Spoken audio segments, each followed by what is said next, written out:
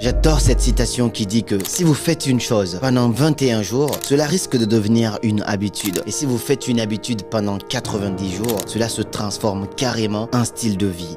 Dans cette vidéo aujourd'hui, je veux vous lancer un défi avec 6 habitudes très difficiles, j'en suis conscient, à tenir seulement pendant 7 jours qui vont transformer votre vie. On parle souvent de comment devenir riche, comment changer sa vie, les nouvelles résolutions, beaucoup de belles choses qu'on veut mettre en place, mais tout commence d'abord par entraîner son cerveau à la réussite. J'ai donc décidé de vous partager ici 6 habitudes que moi-même je mets en place pour essayer de me façonner, de me préparer, de me discipliner à la réussite et parfois même de purifier mon âme et mon cerveau, que je vais vous partager ici. Et comment les mettre en place, bien évidemment, c'est pas seulement je vous les cite, mais c'est comment vous les implémenter dans votre vie, quels sont les avantages que cela va vous procurer, tout cela dans cette belle et magnifique vidéo. C'est la première vidéo de 2025. Bonne année déjà pour commencer, meilleurs vœux, et ces meilleurs vœux là commencent par l'application de ces 7 habitudes là. Donc je vous lance le défi à la fin de cette vidéo de commencer jour 1 à essayer ces défis là pendant 7 jours. J'en suis sûr que 95% des gens ne tiendront pas pendant les 7 jours parce qu'aujourd'hui notre cerveau est programmé à ne pas être focus, ne pas tenir certaines choses sur la durée parce qu'on est déconcentré par 10 millions de choses. Est-ce que c'est prêt? C'est parti. Sans plus tarder, la première habitude que je vais te lancer ici comme défi, je sais que c'est une habitude qui est très difficile, mais imagine. Supposons que d'habitude tu te réveilles à 7 heures pour aller soit à l'université, soit à l'école, soit au boulot, peu importe. Imaginons maintenant que tu décides de te réveiller un petit peu plus tôt, donc 2 heures plus tôt, à 5 heures du matin. Quand tu te réveilles à 5 heures, tu prends une douche, tu pries, tu lis, tu vas faire un jogging, tu travailles un petit peu ou tu fais ton planning de la journée. Et enfin, quand tout le monde sera réveillé à 7 heures, toi aussi tu es réveillé, mais tu as déjà fait beaucoup de choses avant ce moment-là. Donc cette première habitude-là, c'est très simple, c'est de te réveiller à 5 heures du matin pendant 7 jours. Tu ne fais pas ça parce que c'est fun, même si tu n'as absolument rien à faire, entraîne-toi à te réveiller à 5 heures du matin pendant 7 jours. Ça veut dire forcément que tu vas devoir te coucher un petit peu plus tôt, mais faire cette habitude-là va te permettre de te discipliner d'une certaine manière. Et surtout, il y a une magie dans le fait de se réveiller à 5 heures du matin. Pendant que tout le monde dort, toi tu es réveillé. Tu vas voir le lever du soleil, tu fais ta prière et c'est exactement ce que j'ai fait ce matin avant de me retrouver ici aujourd'hui à faire cette vidéo. Réveil à 5 heures, prière, lecture, jogging et ensuite planifier la journée, même faire un petit déjeuner de qualité et ensuite venir travailler. Et là, tu vas te retrouver beaucoup plus en forme. Voici une première habitude que je te conseille, un premier défi que je te lance. Est-ce que tu vas pouvoir tenir pendant 7 jours à te réveiller à 5 heures, ce qui veut dire que tu vas devoir te coucher un petit peu plus tôt, 22 heures au max, 23 heures, te réveiller à 5 heures et essayer de tenir cette habitude-là pour t'entraîner à la discipline, mais aussi te préparer à la réussite parce que tout commence là. La deuxième habitude, le deuxième gros défi que je te lance ici, c'est de prendre une douche froide. Les douches froides sont bien sûr très inconfortables, mais ça booste notre résilience mentale, mais aussi notre circulation sanguine. Wim Hof, surnommé l'homme des glaces, a affirmé que prendre des douches froides permet de réduire le stress, mais aussi d'augmenter ton niveau d'énergie. Je te recommande quoi ici? Moi, j'adore faire des douches froides parce qu'au début, c'est très difficile de commencer une douche froide, surtout quand tu es en Europe, en Amérique, en plein hiver. Je sais que c'est une folie. Quand je dis ça aux gens, ils disent mais Karamo, tu es fou, mais c'est vraiment quelque chose de hyper important pour t'entraîner à la discipline, à la résilience mentale, te dire je peux faire quelque chose de difficile. Mais au début, moi, j'ai commencé par des douches écossaises. Douche écossaise, c'est quoi? C'est-à-dire, tu vas commencer par une douche chaude et au fur et à mesure, progressivement, tu vas aller sur le froid. Donc, tu t'entraînes comme ça à t'habituer. Et ensuite, je suis passé de douche écossaise à douche écossaise choquante. C'est-à-dire, je suis au chaud et là, d'un seul coup, j'amène au froid. Et tu vas voir ta respiration monter, tu seras là en mode mais c'est hyper important de t'entraîner à ça. Et enfin, la partie la plus difficile, c'est ensuite embrasser une douche froide. Mais lorsque tu embrasseras une douche froide, les effets sur ton corps, tu vas directement commencer à les ressentir et surtout l'énergie que ça va te procurer durant toute la journée, elle est indescriptible. Essaye les douches froides et le défi, il est là. Pendant 7 jours, t'essayes des douches froides. Si tu n'as pas encore fait des douches écossaises, je te recommande alors de faire des douches écossaises pendant 7 jours. Est-ce que tu tiendras ce défi-là seulement 7 jours? J'en suis persuadé que non, parce que 90% ne peuvent plus tenir leurs propres promesses. Troisième défi ici que je te lance, c'est de faire minimum 2 heures de deep work chaque jour. 2 heures de deep work, c'est quoi? C'est travailler ta passion, ton business, même si tu es salarié, étudiant, de travailler pendant 2 heures sans interruption sur ton projet. 2 heures de travail concentré, focus, c'est 2 fois plus bénéfique qu'une semaine de travail sans être focus par-ci, par-là. Moi, pour faire mon deep work, work, j'ai ceci. Même pour faire cette vidéo, j'ai dû mettre en timing. Donc, forcément, je prends ça. Je me dis, pendant 2 heures, je vais faire du deep work. Pendant ces 2 heures-là, je me permets 5 minutes de pause. Quand je travaille 30 minutes, je fais 5 minutes de pause pour respirer, aller boire un coup, boire un petit café et je reprends encore. Mais 2 heures de cela, c'est 2 fois plus effectif que si tu as fait une semaine à bosser un peu, scroller un peu, regarder les réseaux sociaux, ainsi de suite. Donc, je te recommande 2 heures de deep work chaque jour pendant seulement une semaine. J.K. Rowling, celle qui a écrit le livre Harry Potter, pour écrire le dernier tome de son livre, elle s'est isolée pendant une semaine dans un hôtel, toute seule, pour rester concentrée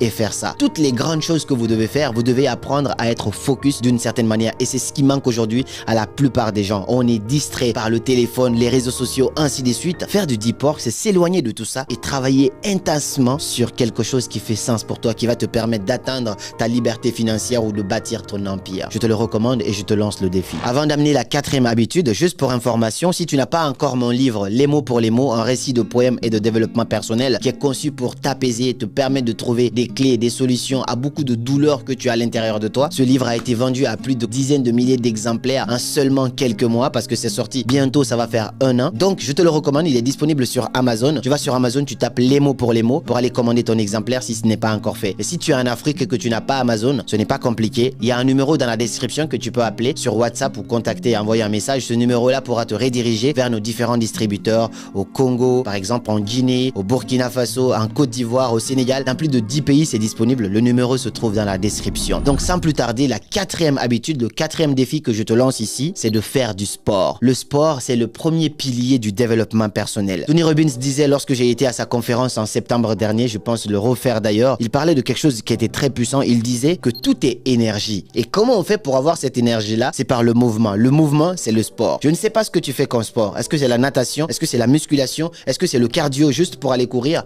Peu importe, fais en sorte de t'entraîner au moins 30 minutes par jour, de te bouger. Ça va te permettre d'avoir de l'énergie et d'entretenir ton corps. Ton corps, c'est le plus beau des vêtements que tu peux porter. Si je ne suis pas bien physiquement, même si je mets le plus beau des costumes, ça ne m'irait pas. Le plus beau des vêtements que tu peux porter, c'est ton corps. Alors prends-en soin. Donne-toi le défi pendant 7 jours. Il y en a qui font déjà le sport, tant mieux pour eux. Mais si tu n'es pas régulier, tu commences une fois, ensuite tu arrêtes, ainsi de suite, donne-toi un défi de 7 jours. D'habitude, je suis exigeant, je te dis 21. 7 jours à t'entraîner. Tous les jours, tu fais du sport, tu prends peut-être un jour de repos. Parce que là, c'est le sport, c'est le corps, il faut que ça se repose. Un jour de repos et tu t'entraînes 3 jours, tu fais un jour de repos et 3 jours et vois qu'est-ce que ça peut t'apporter en termes d'énergie. Le sport renforce non seulement ton corps, mais aussi ton esprit. 5e habitude, celle-là pour moi, c'est l'une des plus difficiles ici à tenir. Et c'est quelque chose que je m'efforce même moi personnellement à mettre en place au quotidien, très souvent, parce qu'on en a réellement besoin, c'est de t'entraîner à l'ennui. C'est-à-dire accepter de t'ennuyer de temps en temps en te coupant au moins une fois par semaine de ton téléphone. Je suis entrepreneur, mon téléphone sonne dans tous les sens. Même là, je suis obligé de le mettre sur ne pas déranger et tout ça. Mais au moins une fois par semaine, je me permets de mettre mon téléphone de côté, de vivre une journée sans les réseaux sociaux. Parce qu'aujourd'hui, si tu veux faire mal à quelqu'un qui fume, qu'est-ce que tu fais? Tu le prives de fumer pendant une journée, il va avoir l'impression d'être fou. Aujourd'hui, un humain normal, les gens ne se rendent pas compte parce que c'est la pire des addictions, étant donné qu'elle n'est pas visible directement. Tu prends le téléphone de quelqu'un aujourd'hui pendant une journée, la personne aura tendance à devenir fou. Je connais des gens, c'est chaque minute, ils ont leur téléphone en main. Entraîne-toi pendant 7 jours. Les 7 jours, tu te prives un jour. Déjà, pendant les 7 jours, tu peux t'entraîner 1 heure par jour, vraiment hors de ton téléphone. Déjà, quand tu fais du deep work, quand tu fais ton sport, tu peux t'éloigner. Mais le plus important, c'est de prendre une journée dans la semaine, un samedi, un dimanche. Tu te dis, ok, là c'est dimanche, je vais laisser mon téléphone, je vais jouer du piano, je vais aller faire de la natation, je vais aller faire du foot, je vais lire. Tout ça va te permettre de te déconnecter de cette dopamine infinie qui n'est jamais terminée. J'ai fait pas mal de vidéos là-dessus. Internet et les téléphones, c'est la plus belle révolution qui n'ait jamais existé, mais en même temps, c'est la chose qui détruit le plus de personnes parce que c'est la pire addiction, dans le sens où on ne peut pas se rendre compte que c'est une addiction. Quelqu'un qui fume, tout le monde voit directement, oh, il fume. Quelqu'un qui boit de l'alcool ou qui se drogue, on voit directement. Mais quelqu'un qui scrolle et qui est addict à son téléphone, tout le monde le laisse passer parce qu'on se dit, ouais, c'est juste ton téléphone. Et ça, les conséquences sont 2 fois plus dangereuse que les autres. Et la dernière habitude ici que je te recommande, c'est le dernier défi que je te lance sur 7 jours. Je sais que c'est peu 7 jours, c'est de lire minimum 1 heure seulement par jour. 1 heure par jour, tu prends un livre et tu essayes de faufiner ça pour lire sans distraction. Achète un truc comme ça. Parce que si tu mets le réveil sur ton téléphone ou l'alarme, tu vas encore prendre ton téléphone. Non, tu laisses ton téléphone, tu prends un minuteur comme ça, tu mets 1 heure et tu te mets à lire. Quand ça finit, ça va faire tun-tun et puis c'est terminé, tu peux passer à autre chose. La lecture, c'est la nourriture de l'esprit. Le fait de lire, déjà, en étant concentré comme ça, va te permettre de t'éloigner encore de ton téléphone, de purifier encore et encore ton cerveau. Selon une étude réalisée par l'université de Sussex, seulement 6 minutes de lecture peut réduire le stress à plus de 68%. 6 minutes seulement de lecture. Imagine 1 heure de lecture. Et moi, je me lance le défi cette année, par exemple, l'une de mes résolutions, c'est quoi? C'est de lire un livre par semaine. Donc 54 livres d'ici la fin de l'année. Après, je peux être à 50, quelque chose comme ça, mais j'essaye de lire tous les soirs avant de dormir. C'est-à-dire, je suis dans mon lit, j'ai fini ma journée, j'éteins la lumière, j'allume la petite lampe, je mets un chrono de 30 minutes et après, je vais dormir. Le matin aussi, quand je me réveille, là aujourd'hui, j'ai lu le matin, alors que j'avais déjà lu aussi la nuit. Donc, je lis. Ça me permet d'enrichir mon vocabulaire, ma connaissance et aussi, c'est ce qui va me permettre d'accumuler plus de richesses dans ma vie. Parce que je le dis et je le répète, plus tu lis, plus tu sais. Plus tu sais, plus tu es. Et plus tu es, plus tu as. Le défi, il est là. Seulement 7 jours. Je ne te dis pas de faire comme moi, 50 livres par an. Et moi aussi, c'est un défi pour moi. J'essaie de tenir mes habitudes et mes engagements. Mais je te conseille et je te recommande, je te lance le défi d'essayer pendant 7 jours de lire au moins 1 heure par jour. Bon, si 1 heure c'est beaucoup, alors vas-y sur 30 minutes. Mais au moins, fais la lecture pendant 7 jours et vois comment cette habitude-là va s'implémenter dans ta vie. Voici des habitudes simples, je dirais, en même temps un peu difficiles à l'ère où on est aujourd'hui, mais qui vont te permettre de te préparer mentalement à la richesse, à l'accomplissement de tes objectifs et à faire de 2025 ta meilleure année. Parmi ces 6 habitudes ici, laquelle de ces habitudes-là te paraît plus simple, que tu peux mettre en place et que tu es sûr de tenir? Laquelle des habitudes ici va te paraître plus difficile, que tu ne penses pas pouvoir tenir et par quoi tu veux réellement commencer? Partage-moi tout ça dans les commentaires, je serai très ravi de pouvoir te lire et même de répondre à ton commentaire. Et puis j'ai un lien dans la description qui vous permet par exemple pour les coachs, les créateurs de contenu, des entrepreneurs qui veulent développer leur business via les réseaux sociaux ou qui veulent même travailler leur art oratoire. On a plusieurs programmes là-dessus. Il y a un lien qui te permet de réserver un appel avec moi ou un membre de mon équipe. On pourra en discuter. C'est un appel qui est presque gratuit parce que c'est juste une petite barrière qu'on a mis. Le lien se trouve dans la description. Si vous êtes en Afrique, vous voulez accéder aussi à nos programmes, il y a un numéro qui permet d'acheter les livres et en même temps ce même numéro-là, vous pouvez le joindre pour poser toutes les questions sur nos formations. On pourra vous accompagner et vous aider à devenir cette meilleure version de vous. C'était Karamo. Merci d'avoir suivi cette vidéo. N'hésitez pas à la partager. Ça pourra aider quelqu'un d'autre. Et puis moi, je vous dis à très bientôt pour une nouvelle vidéo. Et comme toujours, suivez vos rêves. Ils connaissent le chemin.